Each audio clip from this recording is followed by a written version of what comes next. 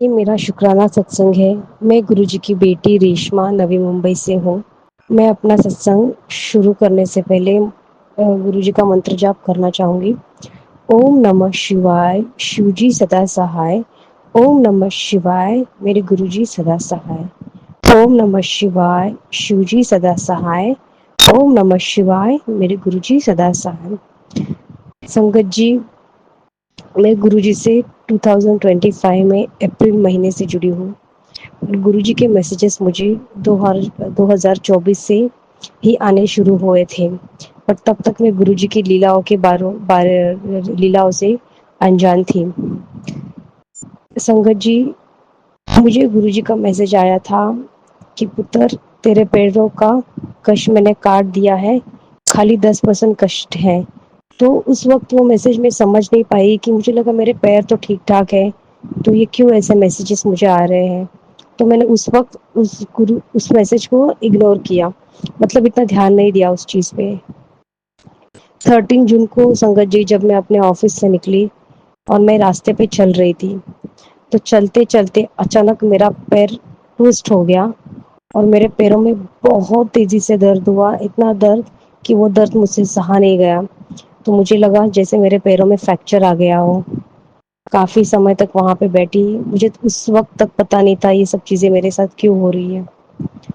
फिर मैं डॉक्टर के पास गई, डॉक्टर को सब दिखाया पैर वैर, क्योंकि दर्द इतना था। तो मैं एक्चुअली उस वक्त मैं काफ़ी डर गई थी। तो डॉक्टर को मैंने कहा कि डॉक्टर कुछ फ्रैक्चर वगैरह है, तो उन्होंने बोला नहीं नहीं, सिंपल सा खाली क्रैम्प ट्विस्ट आया है जो धीरे धीरे हील हो जाएगा। तो मैंने बोला ठीक है। और फिर मैं गुरुजी का ऐसे में यूट्यूब पे जब मैं गई तो मुझे लगा कि पुत्र, बहुत बड़ा कष्ट था, छोटे में ही कटवा दिया है, तो उस चीज़ के लिए गुरु पापा अनंतम अनंतम अनंतम शुक्राना। तो हो सकता है मेरे कर्मों का ये कोई बहुत बड़ा कष्ट था संगत जी, जो गुरु पापा ने बहुत छोटे में काट दिया है। संगत जी, मैं गुरु पापा का जितना शुक्र करूं उतना कम है। गुरु पापा, आपका अनंतम अनंतम अनंतम शुक्राना। पता नहीं, गुरु पापा मुझे पैरों से रिलेटेड बहुत मैसेजेस कर रहे थे, उस वक्त मैं समझ नहीं पा रही थी। पर शुक्राना मेरे गुरु पापा, आपने मेरे पैरों का बहुत बड़ा कष्ट छोटे में ही काट दिया, उसके लिए आपका अनंतम अनंतम अनंतम शुक्राना गुरु पापा, अनंतम शुक्राना। आइए संगत जी, अब सुनते हैं अगला सत्संग। ओम नमः शिवाय, शिवजी सदा सहाय। ओम नमः शिवाय, गुरुजी सदा सहाय। ये मेरा दूसरा शुक्राना सत्संग है। मुझे लगभग 2 हफ्ते से डेली टेलीपैथी आ रही है गुरुजी की कि तुझे कैंसर होने वाला है, तेरे पेट में कैंसर पनप रहा है, तुझे लिवर में इन्फेक्शन हो रहा है, तेरे किडनीज़ में पानी भर रहा है। तो मैं समझ गई कुछ ना कुछ मेरे हेल्थ का रिलेटेड आते जा रहा था। तो मेरे हेल्थ इश्यूज़ आ रहे थे। तो पहले तो मैंने सारे सत्संग सुने। उसके बाद फिर मैंने मतलब कुछ मंत्रों का जाप किया यूट्यूब में, जैसे कवच मंत्रों का। मतलब फिर मैं हताश हो गई कि डेली क्यों आ रहे हैं। जब मैं सत्संग सुन रही हूँ तो फिर भी मतलब मेरे मतलब गुरुजी तो कष्ट कटा रहे हैं, पर मतलब ये ख़त्म क्यों नहीं हो रहा है कि बार बार सत्संग आ रहे हैं। तो गुरुजी, मेरी आपसे अरदास है, प्लीज़ ये जो भी बीमारी मुझे होने वाली है ये प्लीज़ काट दीजिए गुरुजी। मैं अभी मतलब आपने जैसे बोला मुझे कि हल्दी में हनी डाल के 2 चुटकी, आधा चम्मच हनी में थोड़ा सा, आधा चम्मच हल्दी में थोड़ा सा हनी डाल के 2 चुटकी काली मिर्च पाउडर डाल के लेने के लिए, और हल्दी दूध पीने के लिए, और मतलब अपना हेल्थ टेक केयर करने के लिए। और एक आपने अर्जुन की छाल की पाउडर लेने बोला है, तो ये सब मैं कर रही हूँ। अर्जुन की छाल की पाउडर मैंने अभी मंगाया है। तो गुरुजी प्लीज़ मेरी आपसे अरदास है, मेरा हेल्थ ब्लेस कर दीजिए गुरुजी। मैं बहुत स्ट्रेस में हूँ, ऑलरेडी मेरे ऊपर बहुत साइकिक अटैक्स हो चुके हैं। मैं पूरे परिवार में सिर्फ मैं ही आपको मानती हूँ, तो बहुत सारे सत्संग मुझे सुनने पड़ते हैं किसी के भी ऊपर कष्ट आए तो गुरुजी प्लीज़। फिर मेरा वर्क भी है, तो इतना मतलब फिर मेरे ऊपर फिर स्ट्रेस हो जा रहा है गुरुजी। ऊपर से अमृत वेला के लिए भी उठना पड़ता है, और मेरे छोटा बच्चा भी है, उसको भी रात को फीडिंग करना पड़ता है उठ के। तो गुरुजी प्लीज़ मैं आपसे अरदास करती हूँ कि मेरे को हेल्थ ब्लेस कर दीजिए गुरुजी प्लीज़। और भी कुछ हेल्थ सेल्फ केयर टिप्स होगा तो प्लीज़ मुझे भेजते रहिए सत्संग। थैंक यू, शुक्राना शुक्राना गुरुजी, अनंतम अनंतम शुक्राना, कोटि कोटि लख लख वा शुक्राना मेरे प्यारे गुरुपा। ओम नमः शिवाय, शिव जी सदा सहाय। ओम नमः शिवाय, गुरु जी सदा सहाय। आइए संगत जी, अब सुनते हैं अगला सत्संग। गुरुजी शुक्राना गुरुजी, सारी प्यारी संगत को भी जय गुरुजी। गुरुजी के चरणों में मेरा कोटि कोटि प्रणाम, सभी को जय गुरुजी। तो गुरुजी मेरे प्यारे गुरुपा, संगत जी मेरा छोटा सा ये शुक्राना सत्संग है। तो मैं अपने दिन की शुरुआत गुरुपा के शुक्राने से करना चाहती हूँ। गुरुपा आपने हमें जो कुछ भी दिया उसका बहुत बहुत शुक्राना करती हूँ। गुरुपा आपने जो हमें रहने को घर दिया है, हमारे सिर पर छत दी है गुरुपा, और खाने को हमें खाना दिया है, पहनने को जो आपने कपड़े दिए गुरुपा, जो धन दिया, जो आपने हमें इतनी अच्छी काया दी गुरुपा, मानव जीवन दिया, मानव शरीर दिया गुरुपा, आपने इतनी मेहर करी गुरुपा, अपने चरणों में रखा, उसका मैं आपको बहुत बहुत शुक्राना करती हूँ गुरुपा।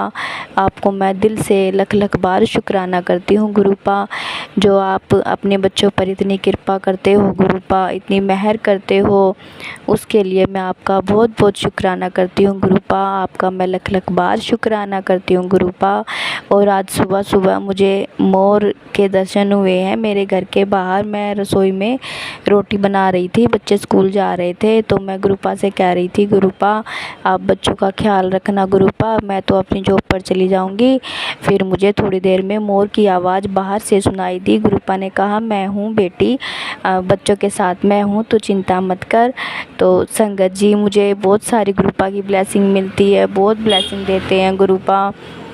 सुबह सुबह ही मोर रूप में मेरे घर पर आते हैं, घर की छत पर आते हैं, मुझे बहुत अच्छा लगता है, मैं बहुत खुश होती हूँ कि गुरुपा मोर रूप में दर्शन देते हैं, कभी कबूतर के रूप में दर्शन देते हैं, कभी बटरफ्लाई के रूप में। जब मैं आती हूँ बस के लिए, जब मैं निकलती हूँ तो गुरुपा को साथ लेकर निकलती हूँ। गुरुपा आप भी चलिए मेरे साथ गुरुपा, शॉप पर चलते हैं। और मुझे रास्ते में बटरफ्लाई दिखती है तो मैं बड़ी खुश होती हूँ, बड़ी अच्छा लगता है, बहुत ज़्यादा अच्छा लगता है, बड़ा मन खुश होता है कि गुरुपा साथ साथ चल रहे हैं, गुरुपा हमारे साथ हैं।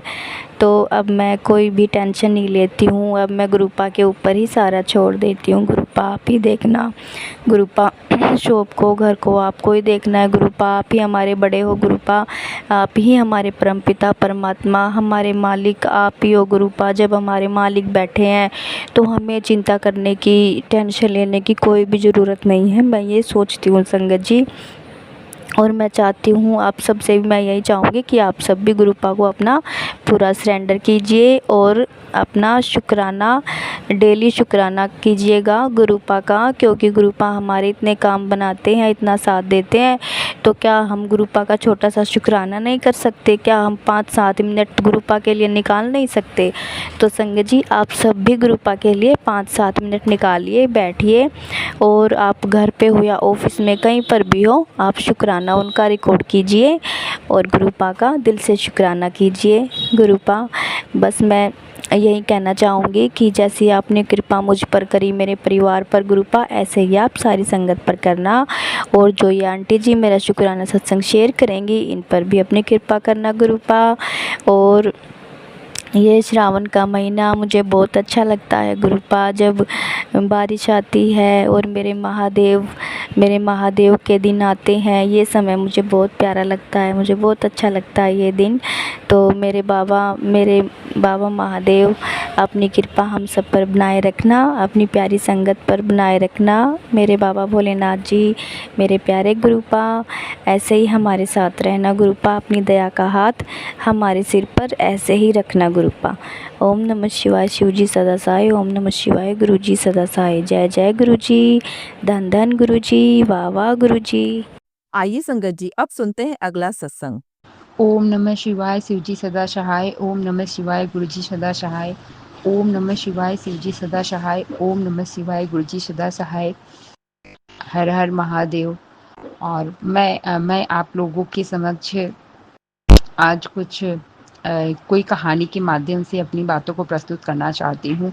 जितने भी लोग भक्तजन या गुरु जी के आशीर्वाद से जितने भी लोग हमारा सत्संग सुन रहे हैं, और वो लोग अपने मन में एक अरदास लेंगे और मंत्र का जाप करेंगे और गुरु जी को का ध्यान करेंगे। उसके बाद ये मैं जो सत्संग सुना रही हूँ एक छोटी सी कहानी है, तो उस कहानी के माध्यम से मैं अपने सत्संग का शुरुआत करती हूँ। हाँ, पहले मैं अपना छोटा-सा एक इंट्रो दूँगी। मेरा नाम पूजा सिंह है और मैं आजमगढ़ की रहने वाली हूँ। मेरा ससुराल आजमगढ़ में है और मैं दीदी के यहाँ से हमेशा सत्संग करते आई हूँ।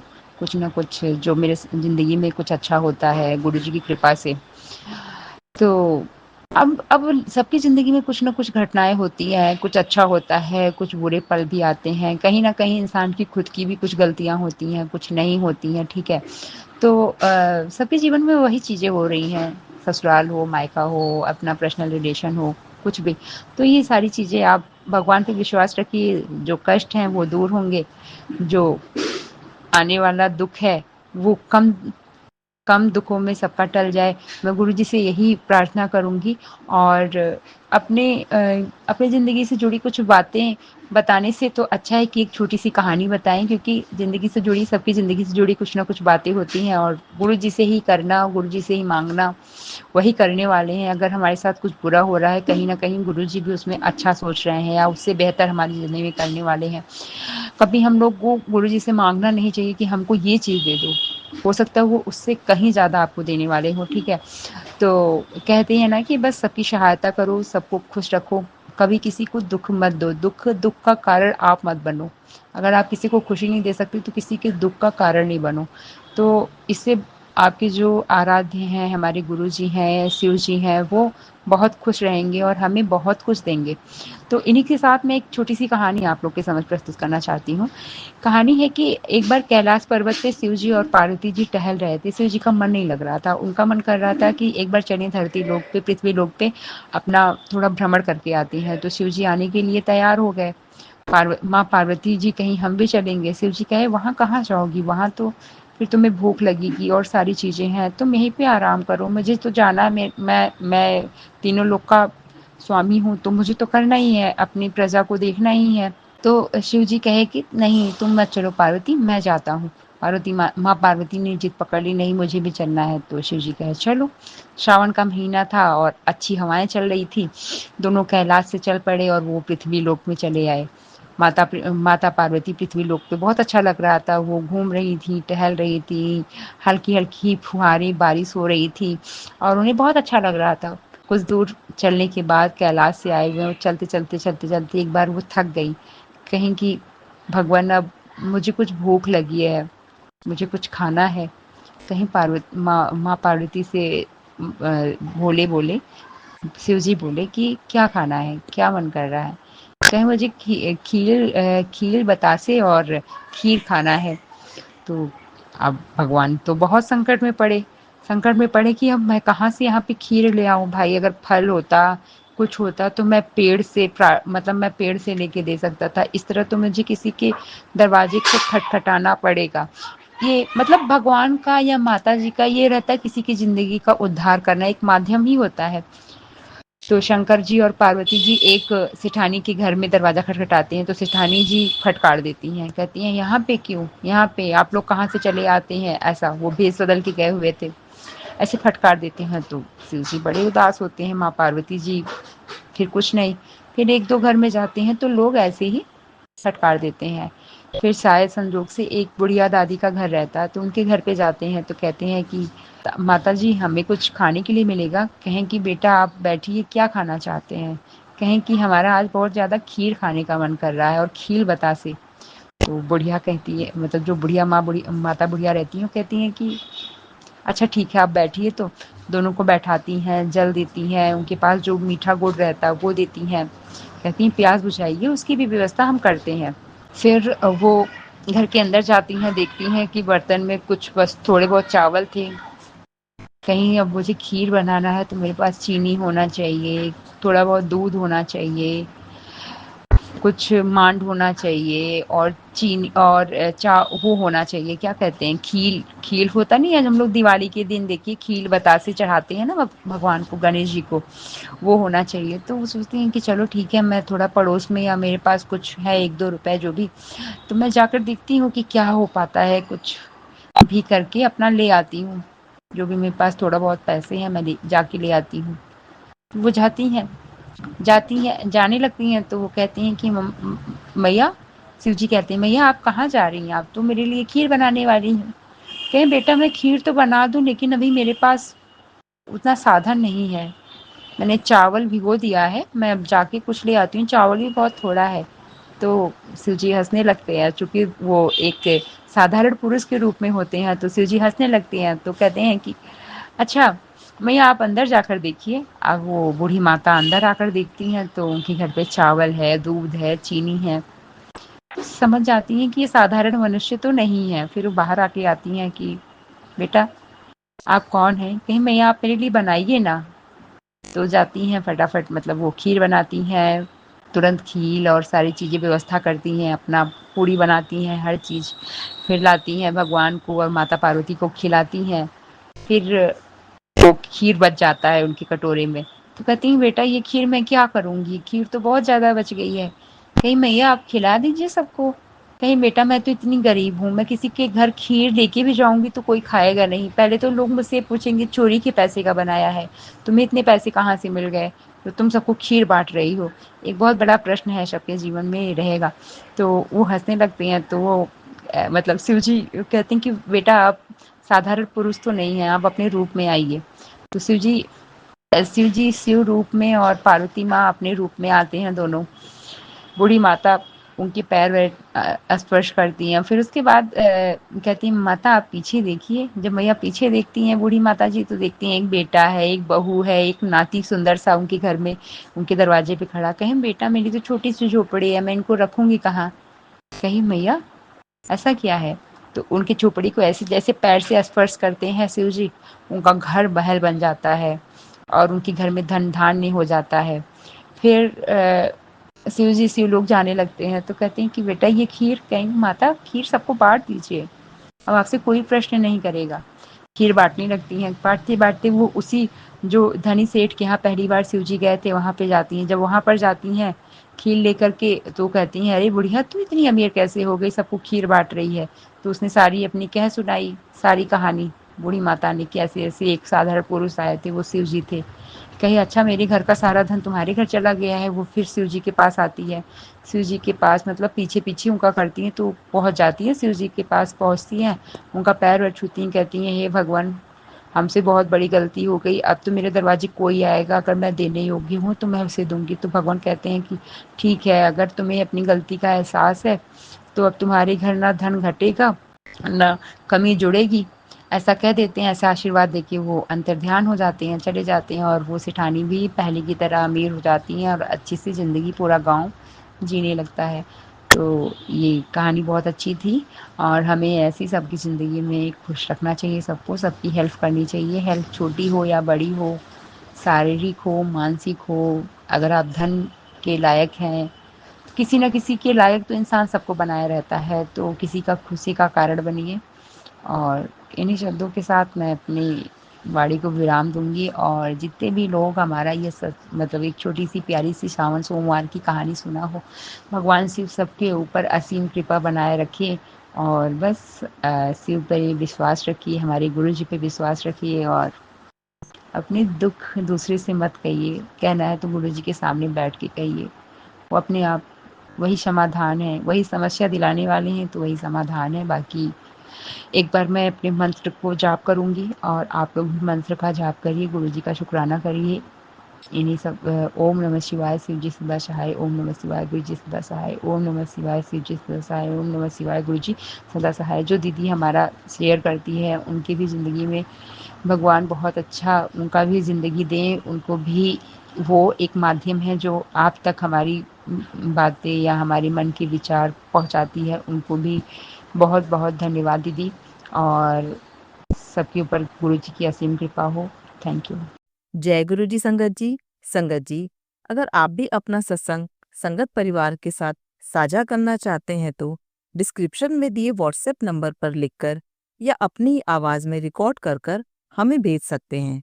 संगत जी, आपसे एक विनती है कि सत्संग वीडियो को आगे ज़रूर शेयर करें ताकि ज़्यादा से ज़्यादा संगत परिवार को गुरु जी की ब्लेसिंग मिल सके। ओम नमः शिवाय, शिव जी सदा सहाय।